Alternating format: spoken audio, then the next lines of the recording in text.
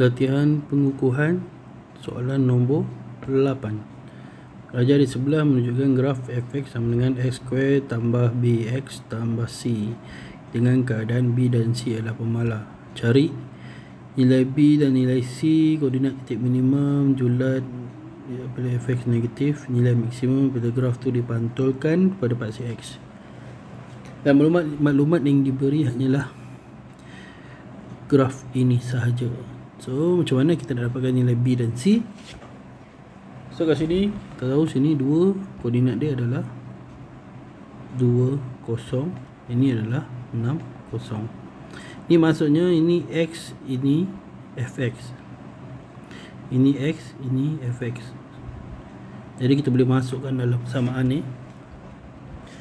Persamaan dia x² tambah bx tambah c. So kita ada yang pertama, masuk 2 dapat 0.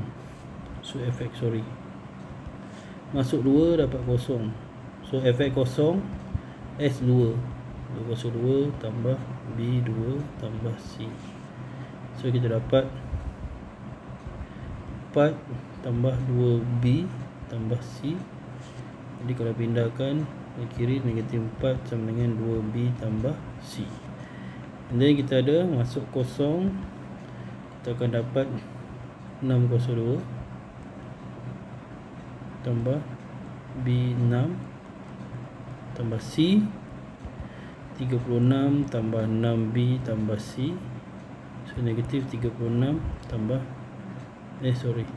sama dengan 6b tambah c. Jadi apa kita boleh sini, kita ada 2 persamaan.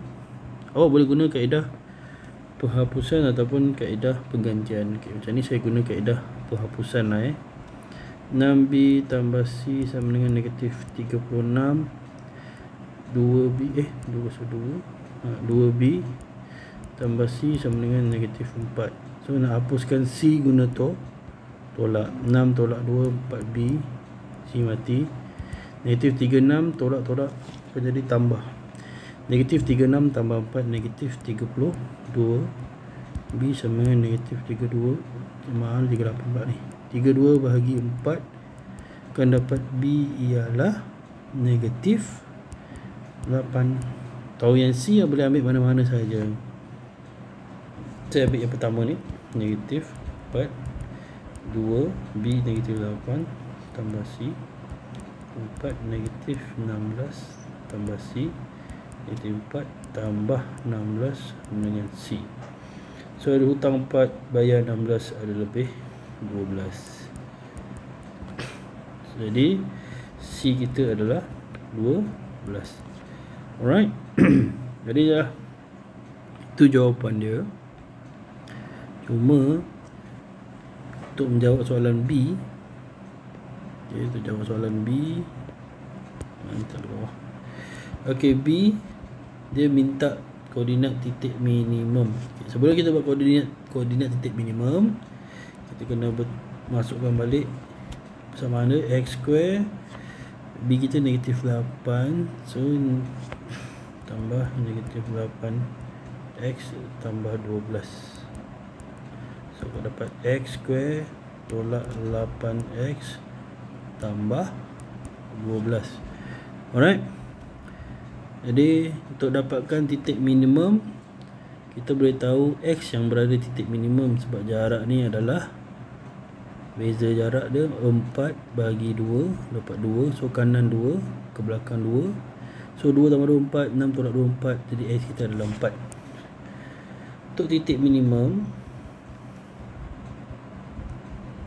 kita tahu x dia adalah 4. Untuk tahu y ataupun fx, masukkan sahaja. So fx 4 kuasa 2 tolak 8, 4 tambah 12, 4 kuasa 2 16, 4 tolak 32 tambah 12. Jadi 16 tolak 32 campur 12, so akan dapat negatif 4. Jadi titik minimum untuk fx ialah negatif 4. Kalau digabungkan titik minimum sama dengan 4 dan juga negatif 4. Okey. Kemudian yang C, julat nilai X apabila fx adalah negatif. Fx adalah negatif maksudnya fx yang berada di bawah ni. Okey. Berada di bawah. Ni tak nak. So ada sini saja. Sini berlaku apabila X paling kiri 2, paling kanan 6. Jadi kita punya julatnya ialah 2 sampai 6. 2 tapi kita tulis X sampai 6. Okey, so itulah kita punya julat dia. Dan yang ketiga, yang keempat, D, nilai maksimum bila graf tu dipantulkan pada paksi X. So graf dia macam ni tadi. Graf dia macam ni. Bila dipantulkan pada paksi X, dia akan berlawan. Akan berlawan macam ni. Macam ni. Okey. So kalau sini tadi 4, negatif 4. Kalau ni atas ni X masih sama, Y nya kena jadi tukarlah positif 4. Itu sahaja. Jadi kita punya titik minimum jadi titik maksimum lah. Titik maksimum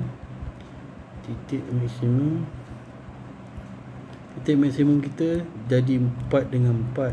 Tapi soalan minta apa ni?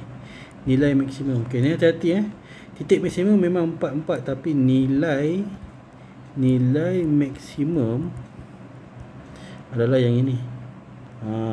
Y dia saja. So sama dengan 4. So jangan tersalah jangan letak titik maksimum, nanti tak dapat markah. So nilai maksimum atau nilai minimum adalah Y yang berada pada titik maksimum atau titik minimum. Okey. So harap faham dan semoga bermanfaat.